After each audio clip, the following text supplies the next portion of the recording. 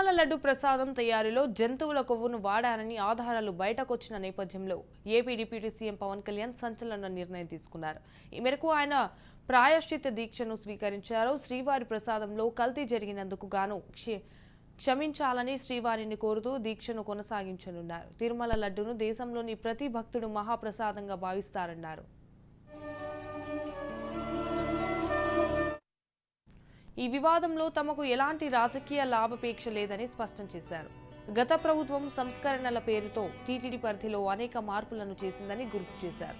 ఇక రాష్ట్ర వ్యాప్తంగా వైసీపీ పాలనలో 219 ఆలయాలను సైతం అపవిత్రం చేశారని ఆరోపించారు. గత ప్రభుత్వ హయాంలోని టీటీడీ పాలక మండలిపై శ్వేతపత్రం విడుదల చేయాల్సిన అవసరం ఉందన్నారు.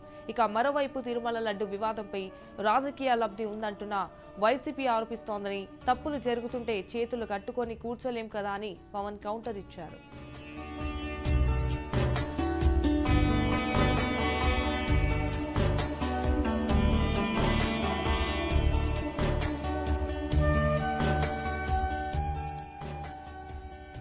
తిరుమలలో జరిగినట్లు చర్చి, మసీదులు ఏదైనా అపవిత్రతతో చోటు చేసుకుంటే దేశమంతా అల్లోకల్లోలం చేసేవారని, ప్రపంచమంతా తెలిసేదని డిప్యూటీ సీఎం పవన్ అన్నారు. తాము అన్ని మతాలను గౌరవిస్తాం, కానీ ఈ వివాదంపై మాట్లాడొద్దంటే ఎలా అని ప్రశ్నించారు. దీనివల్ల కోట్ల మంది హిందువుల మనోభావాలు దెబ్బతిన్నాయన్న పవన్, ఇదే చర్చి, మసీదులో జరిగితే మాజీ సీఎం జగన్ ఊరుకుంటారా అని నిలదీశారు. దోషులను ఎందుకు వెనకేసుకొస్తున్నారని అని ఫైర్ అయ్యారు.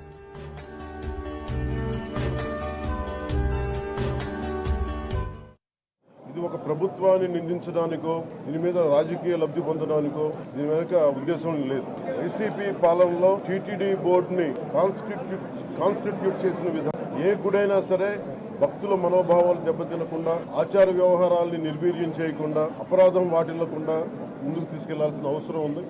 అది వారి బాధ్యత.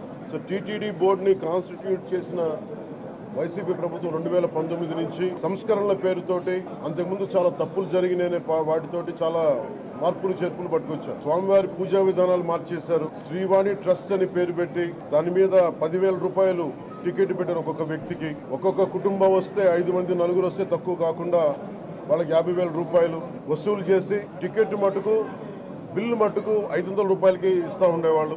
ఇది నేను చాలా సార్లు, నాతో పాటు చాలా మంది భక్తులు ప్రస్తావించారు, చాలా మంది రాజకీయ పార్టీల ప్రతినిధులు దీన్ని ప్రస్తావించారు. అన్ని పార్టీలు ప్రస్తావిస్తూనే ఉన్నాయి, వేలెత్తి చూపుతూనే ఉన్నాయి, కానీ ఏ రోజు కూడా దాన్ని పట్టించుకున్న పాపాన్ని పోలేదు. అలాగే వైసీపీ పాలనలో అఫీషియల్ గా ఆన్ రికార్డ్ 219 గుడుల్ని అపవిత్రం చేశారు. విగ్రహాలని విధ్వంసం కావచ్చు, రథాలు తగలబెట్టడం కావచ్చు, అలాగే 300 పైచిలకు మన దేవాలయాలను అపవిత్రం చేశారు.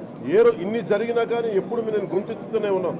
ఆ రోజు రామతీర్థం సమయంలో కూడా రాముల వారి విగ్రహాన్ని తల నరికేస్తే అర్చకులు దాన్ని, రాముల వారి విగ్రహాన్ని ఇలా పట్టుకొని ఆయన బాధపడుతూ ఉంటే ఆ రోజు కూడా నేను తెలియజేశాను. ఆ రోజు కూడా అందరూ ఏకం కావాలి. ఎవరి మతమైనా కావచ్చు, ఎవరి ప్రార్థనా మందిరాలు కావచ్చు, దేవాలయం కావచ్చు, మస్జిద్ కావచ్చు, చర్చి కావచ్చు, కానీ వారి మనోభావాలకి దెబ్బతినేలాగా దాడులు జరిగితే బయటికి రావాలి అని అందరూ నేను కోరుకుంటే, ఆ రోజున సిలకలూరుపేట నుంచి ఉండే ముస్లిం సమాజ సోదరులు కూడా బయటకు వచ్చి ఆ రోజున మద్దతు తెలియజేశారు. ఒకసారి కాదు, 2 సార్లు కాదు, రిపీటెడ్ గా జరిగితే ఇప్పుడు కూడా మాట్లాడకూడదంటే అది తప్పు చేసిన వాళ్ళం అవుతాం. మేము కాదంటలా. టీటీడీ బోర్డు, అప్పుడు టీటీడీ బోర్డు బాధ్యత తీసుకోవాలి. పొలిటికల్ గా వచ్చి అలంకార ప్రాయంగా ఒక్కొక్కళ్ళు వచ్చేసి దర్శనాలకి టికెట్లు ఇవ్వడానికి మీరు బోర్డు మెంబర్స్ అవ్వలేదు. మీరు ఎవరు చైర్మన్ కానీ, ఈవో కానీ, మీరు అక్కడ ధర్మాన్ని పరిరక్షించాలి. మీరు అక్కడ మీ ఇష్టాలకి మీరు కూర్చోబెట్టి మీ ఇష్టాలకి కాంట్రాక్ట్లు ఇచ్చుకోవడానికి మీరు టీటీడీ బోర్డుకి మీరు వెళ్ళలేదు. మీరు అందరూ, మీ అందరికీ బాధ్యత ఉంది. మీరు నిర్ణయించుకోవాలి. ఎవరికి కోపాలు రావు, ఎవరికి వేదన రాదు,